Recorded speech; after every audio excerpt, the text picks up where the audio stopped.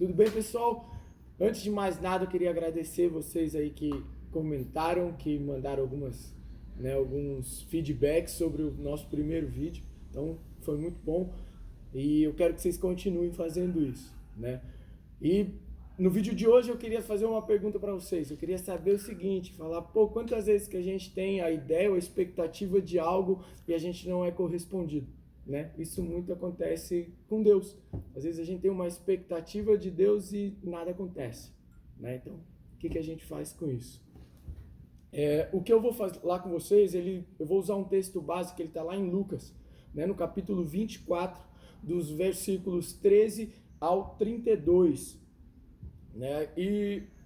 Só que eu não vou ler tudo, então eu quero comentar com vocês. Aqui ele conta a história, depois que Jesus ressuscitou, ele encontrou uns discípulos, né, que eles estavam indo a caminho de uma cidade chamada Emaús, e aí ele subiu lá com eles para viajar na carroça, né, na charrete. Eles estavam conversando, e aí eles não reconheceram que era o próprio Jesus que estava lá, né? E Jesus, ele começou a conversar com eles e explicar desde lá de trás dos profetas, foi explicando por que Jesus estava aqui. Ele precisava explicar isso para ele. E é muito interessante quando a gente passa da nossa fase meio que infantil de entendimento para uma fase mais madura, né? E essa fase mais madura, ela é muito interessante porque é o seguinte, a gente consegue entender as coisas de uma maneira diferente. Tem um teólogo suíço que chama Karl Barth, que ele fala o seguinte, que Deus é totalmente outro, né? O que ele quis dizer? É bem provável que quando Deus chamou Moisés lá para o Monte Sinai para poder passar os 10 mandamentos, e aí ele falou, não faça imagem nenhuma que tente se assemelhar a mim.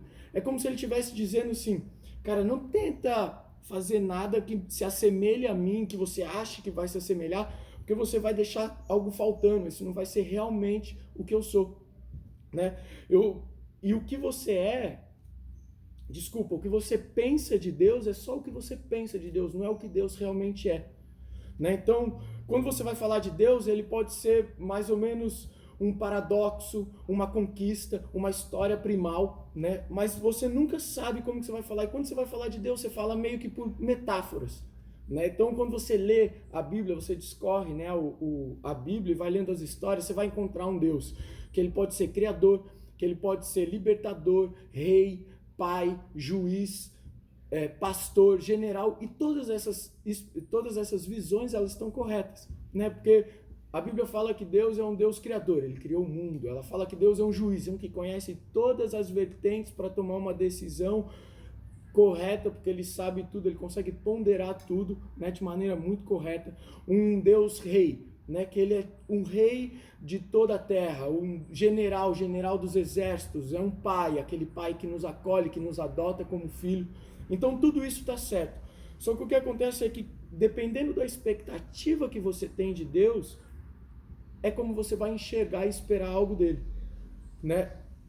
E é interessante que daí Deus fala o seguinte, que o único que você deve olhar, né, para poder enxergar Deus é Jesus, né? Paulo, ele fala em Colossenses 1,15 que Jesus é a imagem do Deus invisível, né? Então, se você quer saber quem é Deus, se você quer saber o caráter de Deus, olha para Jesus, somente Jesus, nada além de Jesus. É assim que você vai encontrar Deus. E muitas vezes, quando a gente está nessa busca por Deus, a gente tem Jesus do nosso lado, mas a gente não consegue ver Jesus porque a gente tem uma ideia diferente de quem é Jesus, né? Então, nesse texto, né, em Lucas, no versículo 16, ele fala que os olhos dos discípulos, eles estavam impedidos de o reconhecer. Por quê? Porque eles tinham uma visão muito diferente do que Jesus era. Então Jesus teve que discorrer os profetas, a gente vai lendo e vê que Jesus teve que discorrer, teve que contar tudo de novo que os profetas haviam falado já para explicar o que Jesus iria vir, né, para fazer. Então, qual que era o principal motivo de Jesus vir à Terra. E aí no versículo 21, ele fala o seguinte, ora, nós esperávamos que fosse ele quem havia de redimir a Israel, mas depois de tudo isso, e já o terceiro dia, desde que tais coisas sucederam. Os discípulos, eles estavam esperando um rei Davi superlativo, um cara que ia dominar Israel, um cara que ia dominar tudo, e eles iam ver um reino onde ia ter um rei, e aí eles iam fazer tudo do jeito que eles estavam vendo. Mas eles não entenderam que o reino de Deus, ele vem para te transformar de dentro para fora. Ele vem e transforma o que você é dentro, ele transforma o que você tem dentro do seu coração e te coloca para fora, né? E Jesus foi discorrendo isso, e aí a gente vê lá no final, que no versículo 31 ele fala o seguinte: então lhes abriram os olhos e o reconheceram, mas ele desapareceu na presença deles.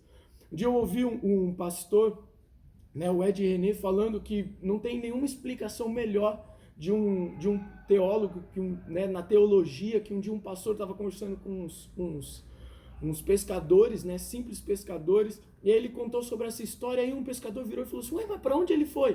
O outro deu um tapa nas costas dele e falou: ué, para dentro deles. Né? Então não tem uma explicação melhor do que essa. Quando você entende quem realmente é Jesus, o que ele veio realmente fazer, ele habita dentro de você. E aí, né, o que aconteceu quando eles descobriram que Jesus, o versículo 33 fala: e na mesma hora, levantando-se, voltaram para Jerusalém, onde acharam reunidos os 11 e outros com eles, os quais diziam: o Senhor ressuscitou e já apareceu a Simão. Então eles voltaram para testemunhar. E a Bíblia fala que para testemunhar, Deus, ele dá o Espírito Santo para que a gente testemunhe dele. Então, quando você entende o que Jesus é, você muda de uma fé em Jesus para uma fé de Jesus. Uma fé em Jesus acredita que Jesus está lá e quando você precisa ele vem. Uma fé de Jesus acredita que ele habita em você e você reproduz o que ele é, você faz o que ele faz, né? E você começa a viver verdadeiramente o Evangelho. Né? Paulo fala em Colossenses 1,15 que Jesus é a imagem do Deus invisível. E aí ele fala que ele habita em nós.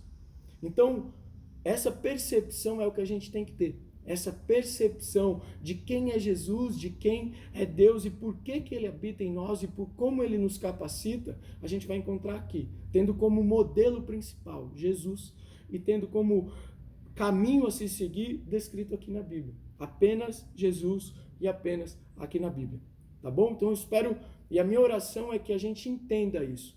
A minha oração é que a gente realmente entenda quem realmente é Jesus e por que ele veio. Tá bom? Então vem para perto que a gente vai fazer uma oração agora.